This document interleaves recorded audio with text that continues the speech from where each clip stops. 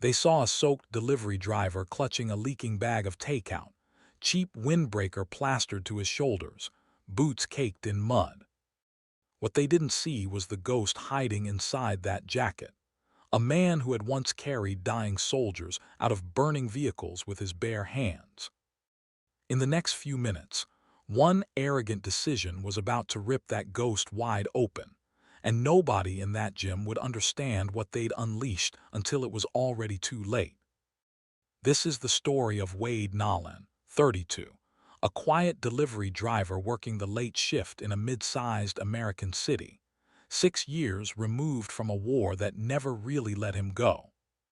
The rain had turned the sidewalks into black mirrors, and Wade's left knee throbbed with every step, an old injury from a hard landing overseas that never fully healed. Water dripped off the frayed brim of his cap and traced a cold line down his neck as he pushed through the glass doors of Titan Grappling Academy. 3 orders of chicken teriyaki radiating greasy heat through a soggy paper bag. The inside of the gym hit him like a different planet. Cold rain and diesel fumes gave way to filtered air, expensive mat cleaner, and the low hum of climate control.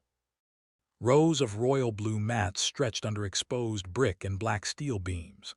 Advanced students rolled across them, fluid and technical, chasing taps instead of survival.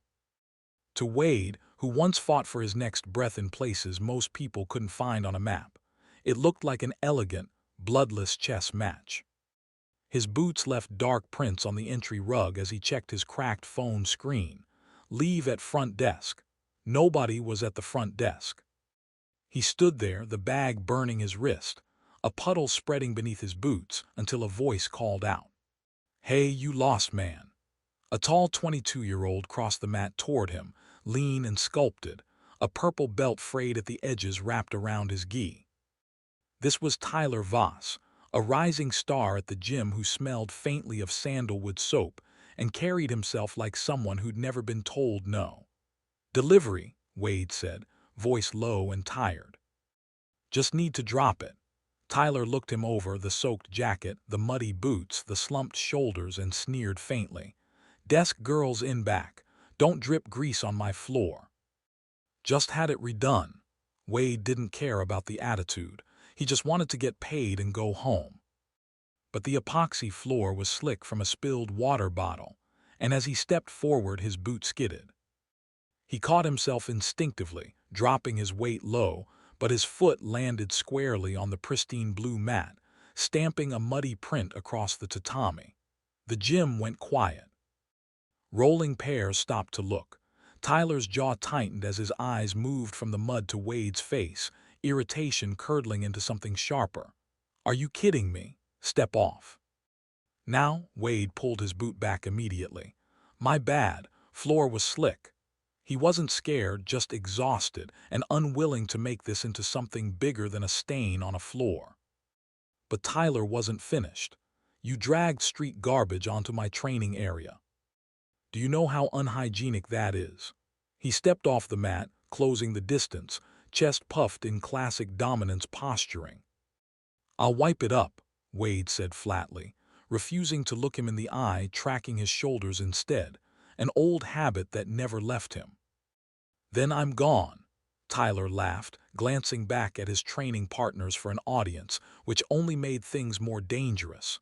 "You don't get to tell me what we need to do. You walk in here looking like a vagrant and catch an attitude." Wade knelt, wiped up the print with a crumpled napkin, tossed it in the trash, and set the food on the counter. "Clean. Take your chicken." He turned to leave. Then Tyler grabbed his shoulder. It was a strong grip, fingers digging into the cheap nylon. Wade didn't flinch. He went unnervingly still, the noise of the gym fading into the background as something old and dormant inside him quietly opened one eye. Tyler's weight was forward on his lead leg. His chin was exposed. His grip hand was committed. He was wide open, and some buried part of Wade's brain was already calculating angles before he shut it down. "Let go of the jacket," Wade said. His voice dropped, lost its exhaustion, turned eerily smooth. Something in that tone made Tyler hesitate just barely. He was used to people flinching, leaning back, shrinking. This man had gone dead calm instead, like a stone sitting at the bottom of a river. But a training partner near the wall had already raised his phone, red light blinking, recording. Tyler tightened his grip instead of loosening it. "Or what, you gonna fight me? You'd shatter if I took you down." Wade felt the calluses of Tyler's hand, noted with clinical detachment how easily a wrist could be turned, a finger broken. He pushed the thought down. "I'm working, I don't want trouble, let go." It sounded like a plea. It wasn't. It was Wade giving himself permission to walk away with a clean conscience. Tyler mistook the restraint for fear. "Pick up the napkin, apologize to my coach, then you can leave." The absurdity of it landed somewhere deep in Wade's chest, a strange, dark humor. He had once held a dying teenager in the back of an armored vehicle that reeked of copper and diesel, listening to frantic radio calls for a medevac that came too late. And now he was being ordered to dig a napkin out of a trash can by a kid whose hardest day was a weight cut before a tournament. A short, involuntary laugh escaped his throat. Tyler's face flushed.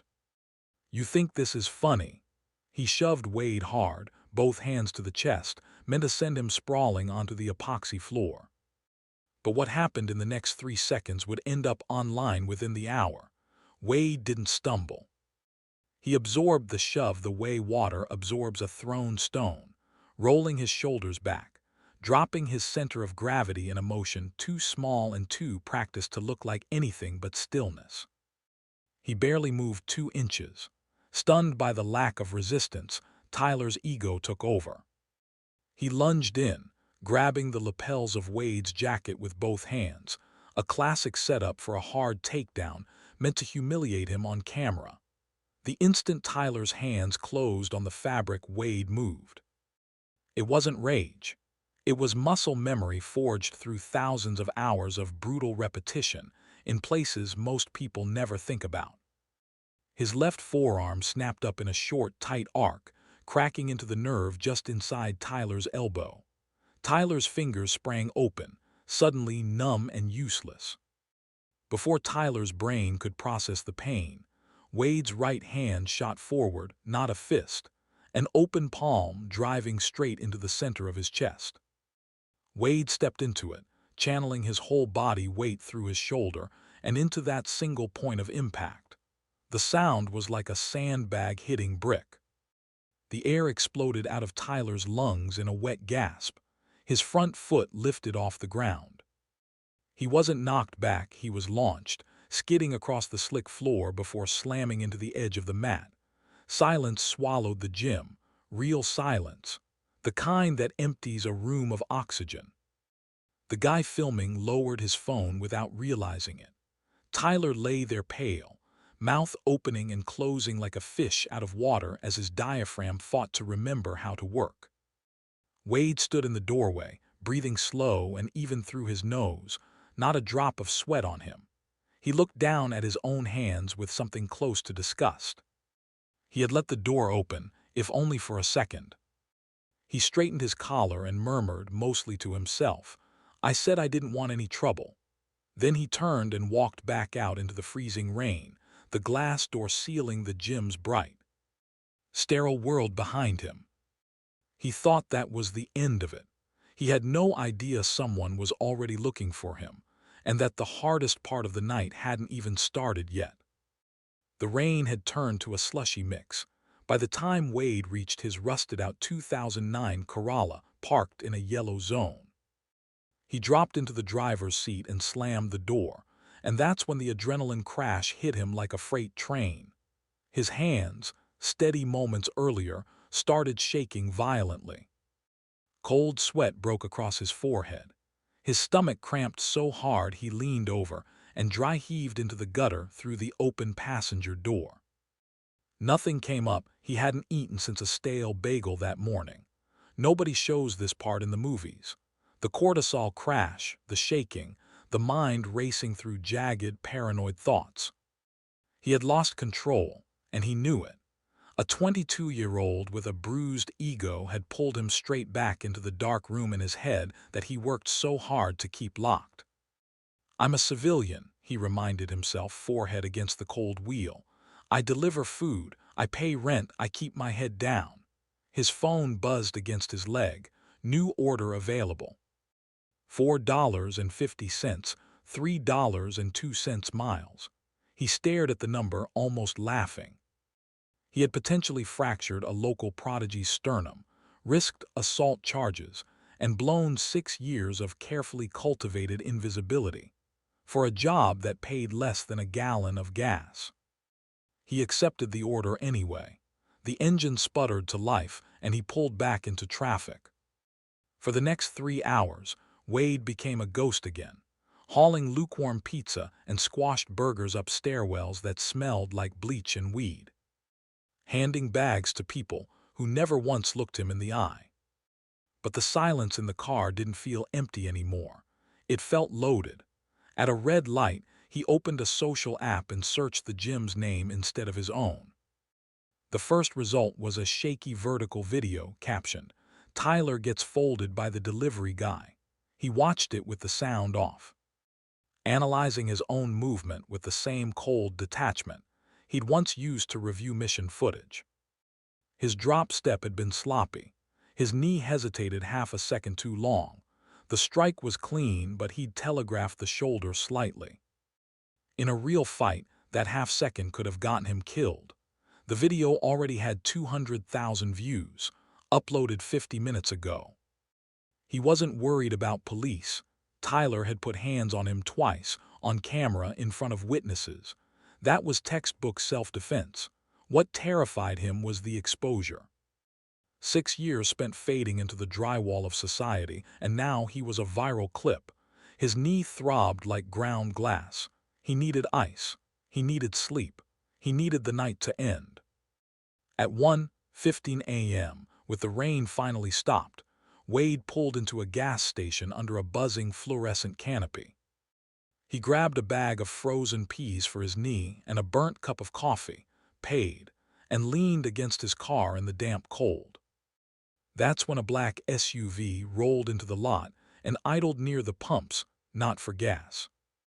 A man in his late 40s stepped out, wearing a heavy wool coat, with the thick shoulders of a lifelong grappler and a flattened, cauliflower-left ear.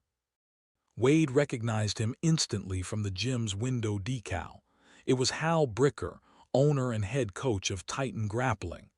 "You're hard to track down," Hal said, stopping a respectful 6 feet away. "Had a buddy pull your plate off our security camera." "I delivered the food," Wade said flatly.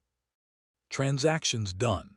Hal glanced at the rusted fender of the Corolla, then back at Wade's tired face. "Tyler's at the ER. Hairline fracture in the sternum, nerve damage in his arm. Can't close his left hand. He shoved me twice." "I know, I watched the video, whole internet's watched it." Hal dug his hands into his coat pockets. "Tyler's a hothead. Talented, but people have told him he's a killer since he was 16. He needed a wake-up call. I'm just sorry you had to be the one to give it to him." Wade sipped his terrible coffee, saying nothing. He didn't want an apology. He wanted to go home. "Is this about whether I'm going to sue you?" Wade asked. "No." Hal stepped closer into the harsh white light of the canopy. "I'm here because I recognize that strike." Wade went completely still. "My younger brother served in special forces," Hal said quietly. "2 tour overseas. Came back different, moved different, looked at people different. You've got the same eyes. You stand the way he stood. That wasn't a street fight punch back there. That was a controlled strike built to disable someone without breaking your own hand. I know what that looks like." The silence between them stretched, thick and uncomfortable, broken only by a passing truck spraying dirty water across the curb. "Whatever you think you know," Wade said, barely above a whisper, "you don't." "I know a man who's drowning when I see one," Hal said gently. He pulled a thick business card from his coat and held it out. "I don't care what you did over there, and I don't care why you're delivering cold chicken in the rain at 1 in the morning. But my brother didn't make it home the way you did, not really. He ended his own life 5 years ago because he didn't have anywhere to put the noise in his head. Wade stared at the card without taking it. I run a morning class, Hal continued.